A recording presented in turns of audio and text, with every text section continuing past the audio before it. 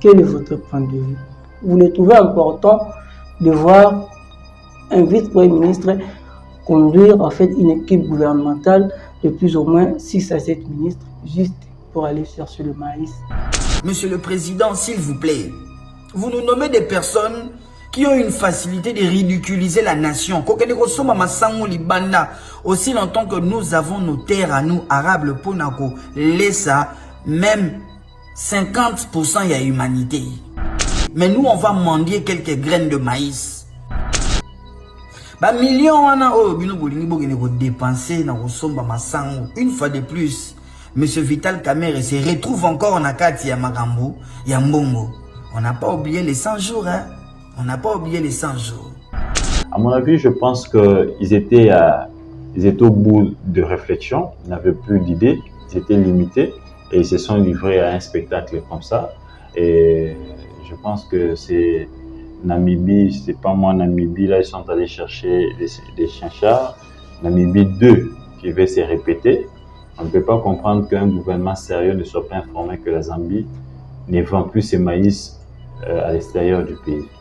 Tout simplement parce que ce qu'ils produisent, ça ne leur permet plus de nourrir toute la population zambienne.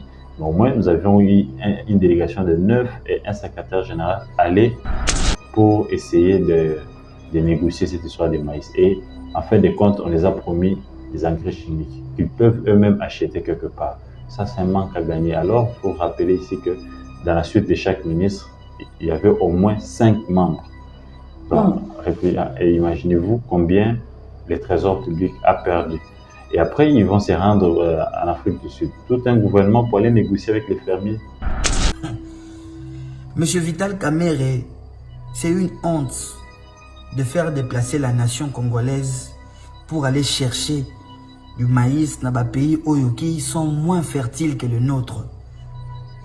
L'Afrique australe n'est pas plus fertile que la RDC. La RDC en elle-même est beaucoup plus fertile que le 80% de l'Afrique Mobimba. Tout un gouvernement pour aller négocier avec quelques opérateurs économiques. Plus de 9 membres. Alors que cette politique devait se faire en interne. Voir avec certains fermiers, certains artisanaux, comment les subventionner ou comment leur donner un peu de moyens qu'ils aillent acheter et puis qu'ils ramènent à un prix parce qu'ils ont été au moins subventionnés par l'État. C'est ça la politique qu'ils devaient appliquer en interne. Au lieu de se déplacer inutilement. Et au finish, rien n'a été ramené au pays. Arrêtez un peu de nous ridiculiser encore. Donc vous les études, la classe au bino va continuer sur le temps. Hermo autrement redouté nango. Na Congo soro au maîtriser français, au maîtriser costume, aux amontamaele. Na ba diplôme moro boye oyo pratique écoute zate na sima. Même si on achetait des maïs en Afrique du Sud, les coûts de transport faire en sorte que les prix reviennent soit toujours à la hausse. Parce que les transports vont coûter extrêmement cher.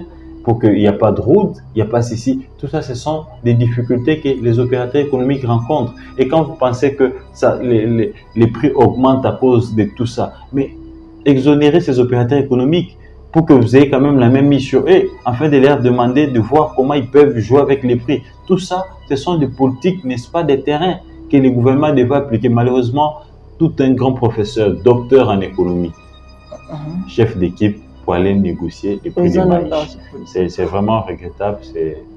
Soyons responsables, sanctionnons les immatures et plutôt les incompétents. Au lait déjà, ma frère de mission na bino wana to yebi yango. Tango boke 10 15, to yebi combien ya mbongo ebimi wana. 5 millions de dollars, c'est beaucoup d'argent. Il y en a marre que des grosses sommes comme ça soient misées que pour des déplacements pour des personnes qui vont avoir 3-4 jours dans un hôtel luxueux, dans un jet privé, de la bonne nourriture, du bon champagne, soit disant que la marchandise pour nous laisser les Congolais. Aussi longtemps que ma belle nabiso est assez béni, est assez valable pour nous laisser les Congolais. Les policiers et les soldats qui sont mal payés. Déjà, le libre choix tout Congolais de marcher, de manifester. Les droits de tout Congolais de manifester quand il veut et où il veut. Libre choix, eux. On ne peut pas refuser à certains Congolais de manifester. L'opposition est dans un chemin. de faire pression pour avoir certaines réformes qui sont en train de revendiquer. Vous êtes sans ignorer que l'opposition réclame la réforme de la Cour constitutionnelle, la réforme de la CENI. Ils estiment que ce qui s'est fait, c'était de procéder à la bracadabra. La question de Jean-Pierre Bemba au sein du gouvernement, le premier volet, un danger pour le régime en place, donc le président de la République, effectivement. Un danger pour le président de la République. Je vous rappelle que Jean-Pierre Bemba, c'est un ancien rebelle. Il a été soutenu par Kampala avec le même régime de Museveni. Et donc, c'est son ancien parrain qui est toujours aux affaires. Et je vous rappelle que Jean-Pierre Bemba, ici, il a eu le soutien de tous les FAC, les soldats de Mobutu à l'époque. Ça veut eux, avec une partie, il ne faut pas dire eux tous, avec une partie, qu'il a mené sa rébellion. Et la plupart de ces soldats sont en exil. Certains sont au Congo-Brazzaville, d'autres sont au Centrafrique. Donc ici, il faudra dire que Jean-Pierre Bemba représente aussi un danger en tant qu'ancien rebelle et que son parrain est toujours aux affaires, qui est Museveni, et qu'il peut ici systématiquement regrouper ces anciens soldats qui sont éparpillés dans la sous-région, essayer, n'est-ce pas, ici de reconstituer une autre force qui peut créer un push dans les jours à venir. D'un côté, ça peut être aussi la solution pour la question de l'Est. Pour avoir été rebelle, il connaît le langage des rebelles, il sait comment s'y prendre avec les rebelles pour essayer de laguer tous ces groupes rebelles à l'Est du pays. Jean-Pierre Bemba est à la fois solution et à la fois problème pour les régimes en place.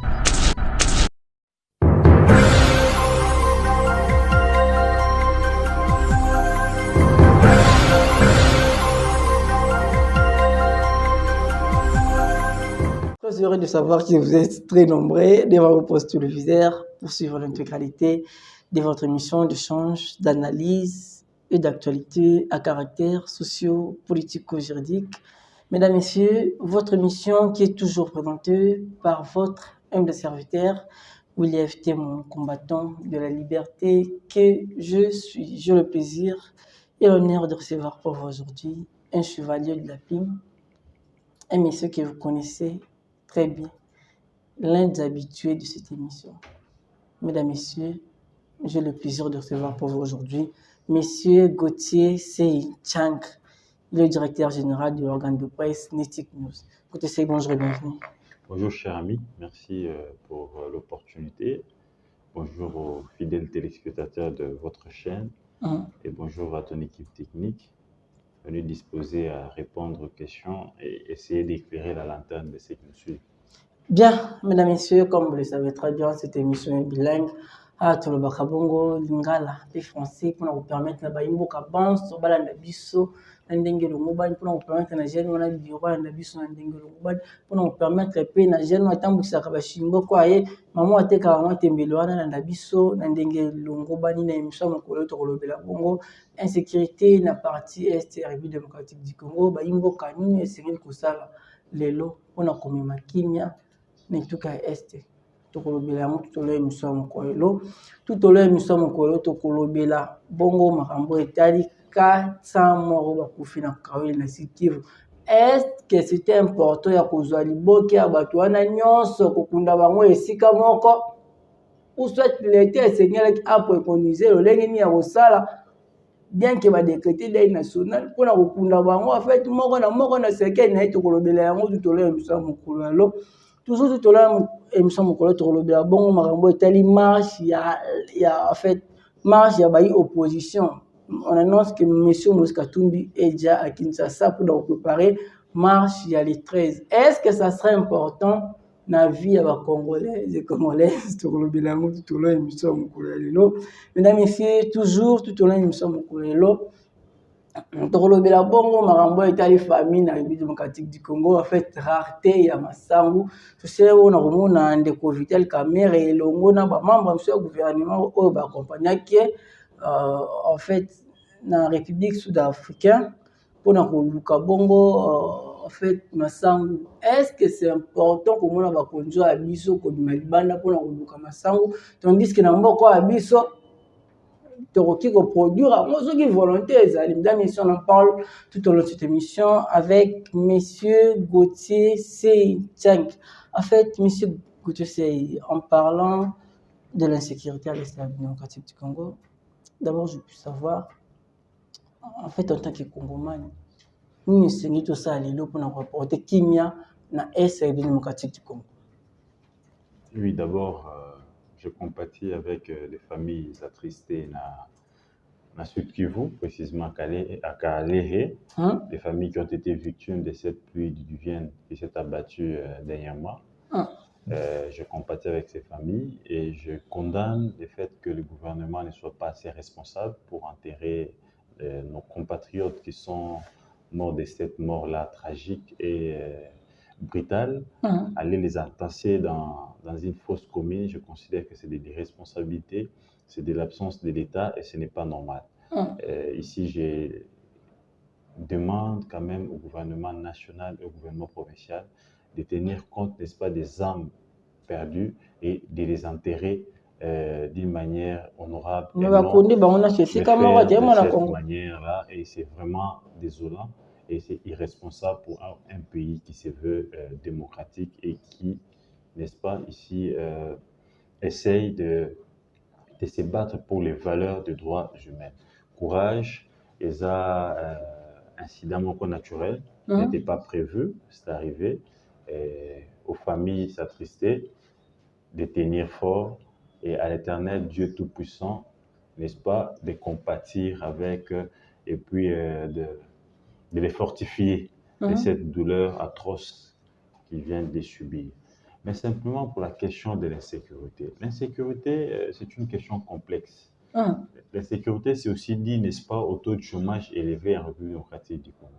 L'insécurité, c'est aussi dû, n'est-ce pas, à l'ingérence, mais aussi aux injustices que certains compatriotes sont victimes.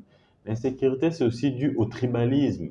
L'insécurité, c'est beaucoup de choses qui sont à la base de l'insécurité, au-delà des ennemis qui nous combattent. Mais ces ennemis-là, ils ne viennent pas à 90% avec leurs soldats, avec armes pour tuer les Congolais ou pour combattre l'armée congolaise, parce qu'aucun pays voisin n'a déjà eu à déclarer la guerre à la République démocratique du Congo. Mais simplement, ils utilisent nos jeunes frères, ils utilisent nos amis, parce que ces amis-là sont au chômage, ces amis-là n'ont rien à faire. Ils passent toute la journée au coin de l'avenue en train de discuter de tout et de rien. Et de gens comme ça, quand les ennemis du Congo, quand les envieux de la République démocratique du Congo, quand les jaloux de la République démocratique du Congo, des gens comme Kagame, constatent qu'il y a de jeunes gens qui sont inoccupés, des jeunes gens qui n'ont rien à faire et qui ne font que se plaindre, à ce moment-là, on les approche avec des billets de banque pour les, n'est-ce pas, instrumentaliser, monter contre la République. Ça, c'est aussi le chômage. Et un jeune qui ne sait pas nouer les débuts du mois, qui se voit être payé $100, $200 par un chef rebelle, et ou qui se voit devant certains avantages qui peuvent lui permettre, n'est-ce pas, de construire sa vie, il se livre à des pratiques comme ça.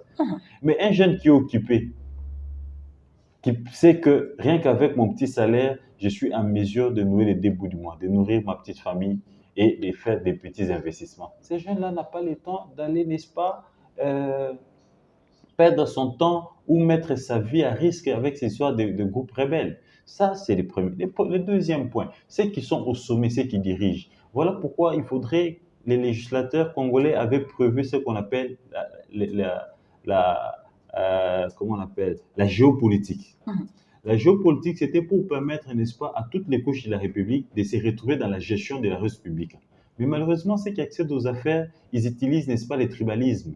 Ils ne responsabilisent pas toutes les couches de la République. Il y a des couches qui se sentent négligées, il y a des couches qui se sentent oubliées. Et à ce moment-là, ils cherchent à recourir à d'autres moyens de court terme pour imposer leur présence ou pour justifier, n'est-ce pas, leur mécontentement. Et souvent, ce sont les voix des armes de la rébellion. Ça aussi, c'est à la base de l'insécurité. Vous prenez le troisième cas, qui est la mauvaise gestion. Où vous avez des dirigeants qui amassent la richesse rien que pour eux et pour leur famille. Et ça révolte certains compatriotes. Et ceux qui ne sont pas durs, qui n'ont pas un esprit fort, un esprit de débat, ils vont se livrer, n'est-ce pas, à des pratiques comme ça pour faire entendre leur mécontentement. Mais la dernière position, c'est la faiblesse des services de sécurité, l'armée et la police qui est infiltrée à tous les niveaux les policiers et les soldats qui sont mal payés, il est au front. À tout moment, il y a des enfants qui appellent, il y a la femme qui appelle, ils n'ont pas à manger, ils n'ont pas de frais, ils sont menacés d'être chassés de la maison. Tout ça, ça démoralise les soldats du peuple qui sont au front pour se battre pour le pays. Donc, ce sont des éléments comme ça qui sont à la base de l'insécurité. Et quand les soldats, quand les policiers sont fragilisés par la faim, ils sont fragilisés par la misère, et les frontières sont presque poreuses, vides. Qu'est-ce qui se passe à ce moment-là? L'ennemi, il fait ses navettes comme il veut parce qu'il n'y a pas de sécurité, parce qu'il n'y a pas là, n'est-ce pas, une force capable de réguler les entrées et les sorties dans nos frontières. Ça, c'est aussi à la base de l'insécurité. Donc, nous sommes victimes, n'est-ce pas, du complot de quelques pays de la sous-région sous la protection de la communauté internationale. Mais d'un côté, nous-mêmes aussi Congolais, nos dirigeants facilitent.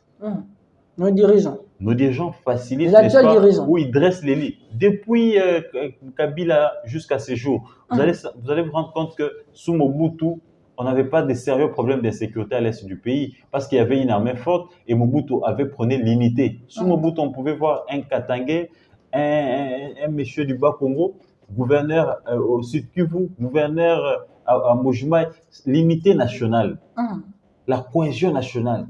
Sous Mobutu, on vivait ça. Mais aujourd'hui, cette histoire de tel Moulouba, tel Moukongo, hier j'ai pris une moto, j'étais pressé et le motard qui m'avait pris sur sa moto, on arrive, il se rend compte que c'était moi. Il s'est retourné, ah Gauthier, c'est toi. Ah, tu veux monter sur moi? J'ai dit oui, ça va. On m'a dit, mais moi j'ai un problème. Moi j'ai dit, mais c'est quoi ton problème? Il me dit, je devais déménager. J'ai eu un peu d'argent, j'ai donné à mon épouse, on a trouvé la maison. Mais quand nous sommes allés verser l'argent, mon épouse a parlé seulement de Chiluba. Directement, la BRS a refusé de reprendre l'argent. Oh, c'est ce qui signifie. Vous voyez un peu ces genres de comportements qui commencent maintenant à se raciner ici au Congo. Donc, parce qu'elle est Luba, la BRS a refusé. Ah, on dit pas la Luba, va rater. Eh, Babo, tu m'as pas. Tu vois un peu où est-ce que nous allons? Hier, c'était les Katanga. Ah, les menacés, non. Donc, ce tribalisme-là, cet esprit-là de division, ce qui n'était pas le cas sous Mobutu, a permis à ce que notre pays soit indivisible et que nos frontières soient toujours telles qu'elles ont été depuis la conférence de Berlin. Mais aujourd'hui, vous allez voir que nos frontières sont poussées de quelques mètres, même si les gens n'en parlent pas trop. Il y a certaines localités où il y a la monnaie étrangère qui se bouffe dedans. Il y a certaines localités où ce sont des groupes rebelles qui réceptionnent des taxes et qui prélèvent les taxes. Notamment Kiwanja, Bunaganda. Je ne sais pas s'ils ont déjà libéré ces localités et qu'ils ont laissé ça entre les mains des EAC. Mais même si ils cédaient ça à la communauté EAC, ce n'est toujours pas la République démocratique du Congo. C'est aussi une faiblesse de l'État parce que la Constitution est claire. Nos frontières sont gardées par nos forces armées et non par une communauté YZ. Donc l'insécurité, c'est dû à tout cela. Mais aussi, il ne faudra pas oublier que ce qui a encore plus amené cette insécurité, ce sont les brassages, tout ça, les mixages dans l'armée. Et ça fragilisait notre armée. Et il s'est fait que chaque jour, il y a des défections au sein de l'armée. C'est la base, on a ramassé de n'importe quoi et de n'importe partout pour consolider une armée congolaise. Alors que sur d'autres choses, ça ne se fait pas comme ça. Et soldat, un vrai nationaliste et patriote. N'êtes-vous pas de ceux qui estiment que la présence de M. Jean-Pierre Bemba Kombo dans le gouvernement, ça va le conduire, risque de bouger les lignes, en fait, même sur le plan sécuritaire, dans la partie est de la République démocratique du Congo? La question de Jean-Pierre Bemba au sein du gouvernement, à mon avis, j'ai deux conceptions où je la vois en deux volets. Le premier volet, un danger pour les régimes en place, donc le président de la République, effectivement. Un danger pour le président de la République. Je vous rappelle que Jean-Pierre Bemba, c'est un ancien rebelle. Il a été soutenu par Kampala avec le même régime de Museveni. Et donc, c'est son ancien parrain qui est toujours aux affaires. Et je vous rappelle que Jean-Pierre Bemba, ici, il a eu le soutien de tous les FAC, les soldats de Mobutu à l'époque. C'est avec eux, avec une partie, il ne faut pas dire eux tous, avec une partie, qu'il a mené sa rébellion. Et la plupart de ces soldats sont en exil. Certains sont au Congo-Brazzaville, d'autres sont au Centrafrique. Et le fait qu'ils soient aujourd'hui commandants des forces, et plutôt, excusez-moi, Ministre. qu'ils soient VPM de la défense nationale. Donc, d'un côté, son ancien amour peut jouer, il peut revenir sur son ancien amour, parce que hier, il a être soutenu par Museveni, qui est toujours là vivant et qui est toujours président de l'Ouganda, parce qu'il ne faudra pas oublier, nous nous attelons plus sur le Rwanda, mais il faut ici reconnaître aussi que l'Ouganda, c'est aussi un des pays agresseurs de la République démocratique du Congo. Ça, nous ne devons pas l'oublier. Il faut déjà suivre les sorties médiatiques de son fils. Vous comprendrez que et l'Ouganda et le Rwanda ne sont pas sincères envers la République démocratique du Congo. Donc ici, il faudra dire que Jean-Pierre Bemba représente aussi un danger en tant qu'ancien rebelle et que son parrain est toujours aux affaires, qui est Museveni, et qu'il peut ici systématiquement regrouper ces anciens soldats qui sont éparpillés dans la sous-région, essayer, n'est-ce pas, ici de reconstituer une autre force qui peut créer un push dans les jours à venir. Ça, il ne faut pas banaliser ça. D'un côté, ça peut être aussi la solution pour la question de l'Est. Pour avoir été rebelle, il connaît le langage des rebelles, il sait comment s'y prendre avec les rebelles pour essayer de laguer tous ces groupes rebelles à l'Est du pays. Donc, je considère que Jean-Pierre Bemba est à la fois solution et à la fois problème pour les régimes en place. Mais attendons voir, ils sont à 1 mois si je ne m'abuse pas.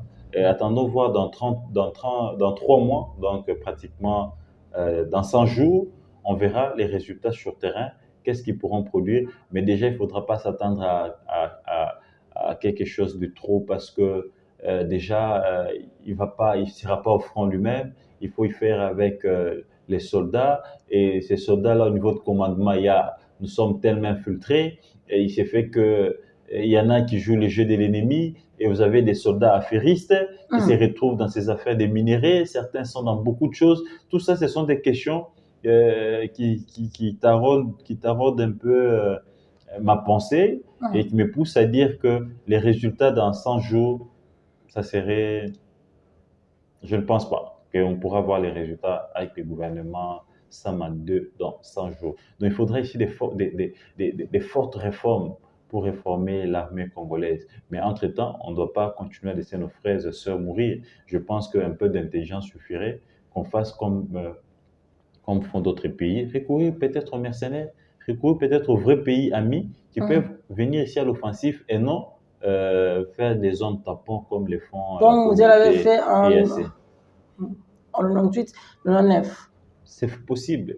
Il y a des pays comme ça qui recourent aux mercenaires, ils viennent, ils vous aident, n'est-ce pas, à éradiquer l'ennemi. Et puis, entre-temps, vous êtes en train de construire votre armée. Déjà, il faut aussi saluer la mobilisation tout azimut de la population, de la jeunesse congolaise. Quand le chef a fait appel aux jeunes d'adhérer, vous avez vu, c'est plus de 100 000 jeunes qui ont adhéré dans l'armée. Donc, c'est déjà une force. C'est le début, n'est-ce pas, de la réforme. Il faudra maintenant mettre des moyens, mettre du sérieux, essayer, n'est-ce pas, ici, d'être un peu rigoureux vis-à-vis de ces jeunes, afin, n'est-ce pas, que ces jeunes nationalistes et patriotes qui ont accepté volontairement d'adhérer, qu'ils soient dans des conditions assez minimum, qu'ils aient quand même assez de conditions minimum pour essayer ici de combattre l'ennemi qui a pendant plus de 20 ans massacré notre pays et pillé notre République. Bien, mesdames, messieurs, je ne veux pas annoncer tout au début de cette émission, mais ça fait partie de l'actualité dans notre pays. En fait, l'actuel gouverneur du Kasaï dispose des comptes bancaires pour les comptes du gouvernorat, pour les comptes du gouvernorat provincial du Kasaï. Est-ce que c'est être sincère? Est-ce que c'est être sincère et loyal vis-à-vis de sa province ou non? Est-ce que c'est vraiment pétillant de gérer la province avec des comptes certifiés au nom du gouvernorat? Mesdames, messieurs, c'est le tout dernier rapport de c'est le tout dernier rapport de l'IGF, en fait, dans la province du Kasaï, en fait, là où Monsieur Mathias Kabedi, en fait, est gouverneur. En fait, Gauthier Seichang, en parlant en fait, du tout dernier rapport de l'IGF dans la province du Kasaï, d'abord, je puis savoir quel est votre point de vue. Coup de chapeau à l'IGF et son inspecteur général Gilles Aligeti pour les travaux qui les sont chefs de entrés, service. les chefs de service, pour les travaux qui sont en train d'abattre sur terrain. Ils font un grand travail et un très bon travail. Je vous rappelle que selon les communiqués que j'ai traités sur la table de Netic News, il s'est fait que la province du Kasaï oriental avait ouvert 2 comptes chez FBN Bank, si je ne m'abuse pas, et c'était pour échapper, n'est-ce pas, à la patrouille de l'IGF sur terrain. Et ces comptes-là des comptes certifiés au nom de la province. Au nom de la province qui faisait des mouvements, mais ces comptes-là n'étaient pas signalés ou signifiés aux inspecteurs de l'IGF qui sont sur terrain. Et heureusement, à la vigilance de l'IGF, ils sont tombés sur ça et ils venaient de saisir ces comptes-là. Ils ont demandé à la banque, au directeur général de cette banque, de surseoir tout mouvement, entrée, retrait, dépôt de ces comptes jusqu'à la fin de l'enquête. Donc, nous attendons. Il est difficile ici d'établir les liens ou de dire qu'il y a eu détournement ou il y a eu ceci. Seule la justice, seul un jugement peut établir, n'est-ce pas, ici, les responsabilités de tout un chacun. Mais déjà, le fait qu'il y ait des comptes non signifiés par les inspecteurs qui étaient sur le terrain, ça signifie qu'il y avait magouille, il y a anguille sous roche, et nous attendons les conclusions du rapport de l'IGF et qui seront ces conclusions qui seront transmises à la justice, et on attendra c'est que la justice fera ses conclusions, et au moment opportun, on reviendra pour essayer d'informer l'opinion sur les responsabilités qui seront établies au moment opportun. Donc, sur le plan de forme, je comprends bien en ce qui concerne ce dossier. Si je comprends bien, selon vous, il y a eu magouille. En fait, l'actuel gouverneur, M. Patrick Mathias Kabea, en fait, selon vous, a tenté de détourner. Je n'ai pas dit qu'il a tenté. Je n'ai pas dit qu'il a tenté de détourner. Je dis plutôt qu'il y a eu magouille, le fait déjà que ces 2 comptes ne soient pas signifiés aux inspecteurs qui étaient, n'est-ce pas, qui sont en plein contrôle au niveau du gouvernorat de la province. Ça, c'est déjà une sorte de magouille. C'était une façon de cacher une partie de la vérité aux inspecteurs, alors qu'ils ont besoin de tous les éléments possibles pour essayer de suivre. Donc, il n'y a pas eu de détournement. Jusque-là, c'est difficile de parler de détournement parce que les responsabilités ne sont pas encore établies. Et nous attendons les conclusions qui seront transmises à qui des droits et à la justice. Et le moment venu, on verra les jugements qui seront rendus par les juges et on reviendra pour ici relayer ce qui sera dit. Mais parler de détournement à ces stades, je pense que c'est mettre la charrue devant les bœufs. Et donc, il n'en est pas encore le cas. Nous sommes encore au niveau de la saisine des comptes qui ont été cachés aux inspecteurs de l'IGF. Bien. Clin d'œil à vous, Monsieur Patrick Kabea Mathias. Clin d'œil à vous, Monsieur le gouverneur. Mesdames, Messieurs, on parle promptement de la marche de l'opposition qui sera organisée ce samedi 13 mai 2023. Que pouvons-nous retenir de cette marche? Est-ce que ça risque de bouger le ville dans le problème du est-ce que ça risque de bouger le ville en ce qui concerne le problème que traverse la population congolaise présentement?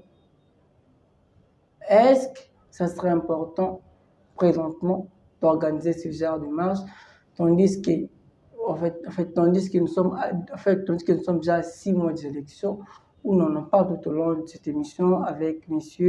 Gauthier Seichang. Gauthier Sey, en parlant de la marche de l'opposition, d'abord je peux savoir, êtes-vous de ceux qui estiment que la dite marche sera bénéfique aux Congolais et Congolaises? Déjà, le libre choix à tout Congolais de marcher, de manifester, ça c'est vraiment les droits de tout Congolais de manifester quand il veut et où il veut. Libre choix eux. On ne peut pas refuser à certains Congolais de manifester.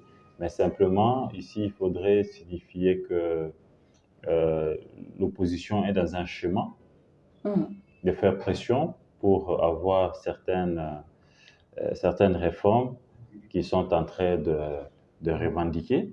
Mais simplement, on attendra le moment venu s'ils seront en mesure de mobiliser sur toute l'étendue de la République. Mais déjà, en tant qu'analyste, je dis ça serait difficile parce que ceux qui font partie de ces blocs patriotiques, il n'y a que deux qui ont... De ce bloc de l'opposition. Oui, il n'y a que deux qui ont l'ancrage national.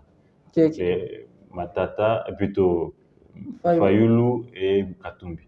Les restes, ce sont encore des leaders locaux qui essayent de faire asseoir leur leadership. Leur notoriété. Donc, attendons voir le moment venu. Moïse Katumbi a posé ses valises ici depuis mercredi, même s'il est arrivé tardivement. Une stratégie où c'était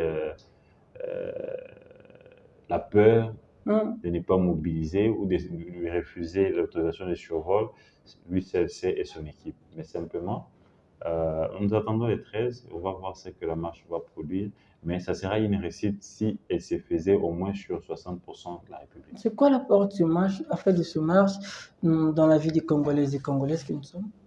Non, mais écoutez, dans la gestion du pays, il y a l'opposition, il y a la société civile, il y a la majorité. Vous êtes sans ignorer que l'opposition réclame la réforme de la Cour constitutionnelle, la réforme de la CENI. Ils estiment que ce qui s'est fait, c'était de procéder à la bracadabra et qu'il faudrait changer des animateurs. Selon l'opposition, les animateurs au niveau de la CENI et au niveau de la Cour constitutionnelle pour ici avoir un processus assez apaisé en 2023. Donc, il est de leur droit qu'ils puissent maintenir la pression sur les régimes et qu'ils soient sur terrain. On ne peut pas leur refuser ce droit. Donc, ceux qui sont opposants vont se retrouver dans la marche. Ceux qui sont au pouvoir vont critiquer. C'est comme il n'y a pas longtemps, le pouvoir a fait une sortie au stade des Martyrs. Et ceux qui sont du pouvoir, ils étaient au stade. Voilà. Bien, mesdames, messieurs, on parle présentement en fait de ce cavale de Monsieur Vital Kamerhe Lokangini, en fait aux républiques sud-africaines. Est-ce que c'est important de conduire tout un gouvernement en fait seulement pour chercher le maïs, tandis que nous sommes dans un pays potentiellement béni, en fait dans les sous-sols et les sols? Est-ce que c'était important de le faire présentement ou non? Là, monsieur, on en parle présentement avec monsieur Gauthier Sechang. En fait, Gauthier Sechang, en fait, en parlant de ce sujet, d'abord, je peux savoir quel est votre point de vue. Vous le trouvez important de voir un vice-premier ministre conduire en fait une équipe gouvernementale de plus ou moins 6 à 7 ministres juste pour aller chercher le maïs en fait dans un autre pays? Ceux qui lisent Netic News, ils constateront avec moi qu'il n'y a pas longtemps, on venait de critiquer cette façon de faire et nous sommes rapprochés d'un expert qui nous a donné des éléments techniques que Netic News a publiés. Les gens peuvent aller lire sur www.neticnews.net. Ils vont trouver, n'est-ce pas, cet article-là. À mon avis, je pense qu'ils étaient au bout de réflexion, ils n'avaient plus d'idées, ils étaient limités et ils se sont livrés à un spectacle comme ça. Et je pense que c'est Namibie, c'est pas moi Namibie, là ils sont allés chercher des chinchards. Namibie 2 qui va se répéter. On ne peut pas comprendre qu'un gouvernement sérieux ne soit pas informé que la Zambie ne vend plus ses maïs à l'extérieur du pays. Tout simplement parce que ce qu'ils produisent, ça ne leur permet plus de nourrir toute la population zambienne. Mais au moins, nous avions eu une délégation de 9 et un secrétaire général aller au Zambie pour essayer de négocier cette histoire de maïs. Et en fin de compte, on les a promis des engrais chimiques qu'ils peuvent eux-mêmes acheter quelque part. Ça, c'est un manque à gagner. Alors, il faut rappeler ici que dans la suite de chaque ministre, il y avait au moins 5 membres. Donc, et imaginez-vous combien le Trésor public a perdu. Et après, ils vont se rendre en Afrique du Sud. Tout un gouvernement pour aller négocier avec les fermiers. Tout un gouvernement pour aller négocier avec quelques opérateurs économiques. Plus de 9 membres. Alors que cette politique devait se faire en interne. Voir avec certains fermiers, certains artisanaux, comment les subventionner ou comment leur donner un peu de moyens qu'ils aillent acheter et puis qu'ils ramènent à un prix parce qu'ils ont été au moins subventionnés par l'État. C'est ça la politique qu'ils devaient appliquer en interne. Au lieu de se déplacer inutilement.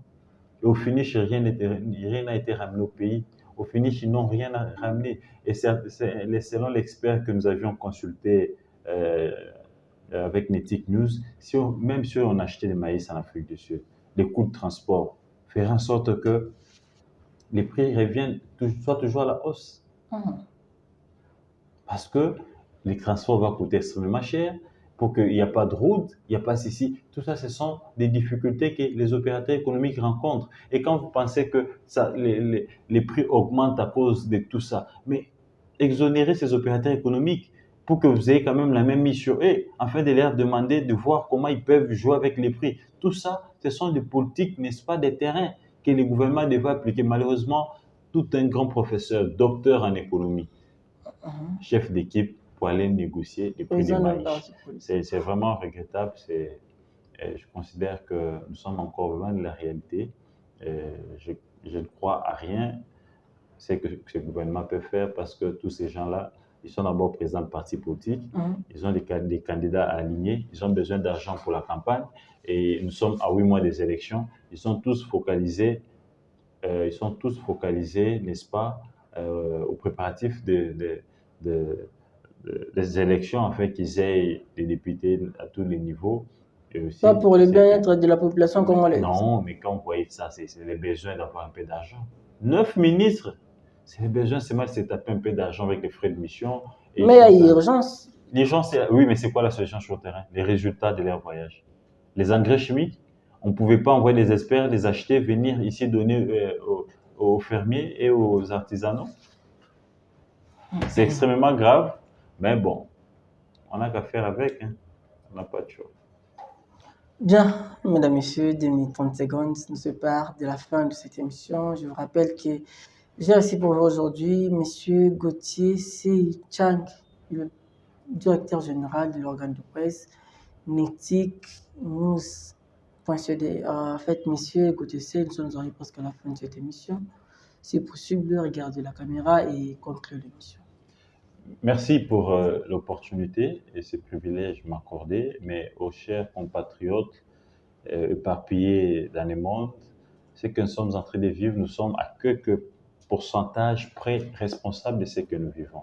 Tout simplement parce que nous avions très mal voté aussi, malgré qu'il y ait eu tricherie, mais nous-mêmes, nous n'avions pas été vigilants, alors que nous sommes les premiers témoins de nos résultats. Nous devons ici, dès maintenant, commencer à être très vigilants parce que nos partis politiques ne forment pas des témoins. Mais nous-mêmes, la population qui sommes responsables, victimes de la gestion, n'est-ce pas, de ceux dont nous envoyons au premier plan, nous devons ici commencer à être vigilants et ici aussi voter utile. Ne votez pas parce qu'on vous a donné un polo, un t-shirt, on vous a donné 2000 francs, 3000 francs. C'est vrai, c'est l'argent de la République qu'ils ont détourné. Prenez ça, bouffez ça, mais votez utile. Des gens capables quand même qui ont un certain niveau de proposer des lois. Des gens capables qui ont un certain niveau de vous défendre au sein de l'hémicycle. Des gens capables, dès qu'il est ministre, il est administrateur, il a un lien avec le peuple. Parce qu'il vient du peuple, il doit réellement travailler pour le peuple parce qu'il sait qu'il attend un prochain mandat. Et non, ici, voter des gangsters qui tombent du ciel, qui viennent de l'Europe, c'est pas moi, parce qu'il a eu à être DG ministre à une certaine époque avec un bilan négatif, parce qu'il a seulement les billets verts et vous lui donnez des voix et après vous commencez à pleurer. Ah, mais qui va te construire des routes? Il faut avoir des bons députés capables de faire exécuter les lois, capables de contrôler l'exécutif national, afin qu'il y ait des routes, l'exécutif central, j'allais dire, les exécutifs provinciaux aussi, des députés provinciaux, qui ont une certaine notion de la compréhension de la gestion de la res publica. Soyons responsables, sanctionnons les immatures et plutôt les incompétents et votons la méritocratie. Et à ce moment-là, on pourra commencer à résoudre nos problèmes petit à petit. Ne vous fiez pas, n'est-ce pas, aux idées des gens comme de Saint-Augustin, qui pensent qu'il faut toujours être avec des gens qui sont déjà appelés à la retraite, mais il faut les chanter, il faut... Non, des gens qui doivent aller à la retraite, il faut les laisser partir à la retraite. Mais malheureusement, ce sont des gens qu'on responsabilise toujours, qui occupent de hautes fonctions, et ils commencent maintenant à courir derrière des petites filles de 18 ans, de 20 ans, et ils oublient la tâche pour laquelle ils ont été nommés. Merci. Bien, mesdames, messieurs, ceux que vous avez aimé, n'oubliez pas de dire un grand merci. Asterly Lima qui était derrière la caméra. Je suis William, témoin, combattant de la liberté. Je vous dis au revoir. On se retrouve prochainement avec le même plaisir. Bye.